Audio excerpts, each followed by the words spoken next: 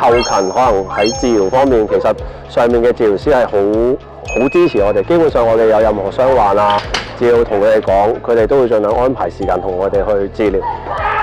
檢查治療，跟住放鬆，所有嘢都有。咁呢度仲有營養啦，咁佢營養師就會安排好每一日嘅餐單都係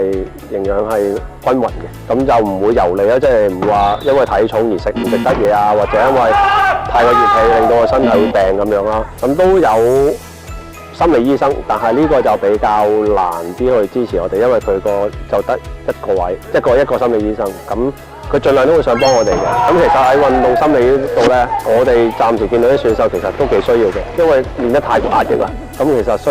要有人同佢哋心理輔導咯。咁或者我哋做教練嘅，或者佢哋同窗之間要多啲傾偈，其實傾偈都可以幫到佢哋心理去抒發一下。運動集訓中心嘅住宿啦、醫療啦同埋餐廳嘅配套，將呢啲政府同體育局將呢3樣合埋一齊，令我哋運動可以更加方便去練習啊、治療受傷啊，或者去飲食上面都對我哋有好大嘅幫助。其實而家我哋開始有一個推拿嘅一個服務啦，咁我覺得對我哋嚟講都幾有用嘅，因為其實我哋啲肌肉好緊，有陣時可能有啲關節都係移咗位或者唔啱個位咁，都會對我嚟講唔舒服嘅。咁而家有個推拿嘅比較深刻嘅就係會令到我哋比較放鬆啲，同埋物理治療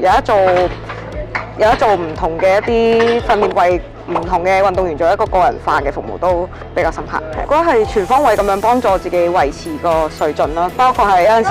攰可能唔係因為生理嘅，可能因為心理上面都有啲攰嘅，咁一啲唔同嘅服務可以幫我哋全方位咁樣提升翻個表現。會好肯抌資源落去俾我哋去出去訓練同比賽啊，仲會喺呢度俾我哋宿舍呢啲，其實都 feel 到係好 support 我哋嘅，即係如果冇佢哋喺後面嘅呢啲運動啊，呢啲支持我哋都唔可以出去打呢啲比賽。呢排我哋都有去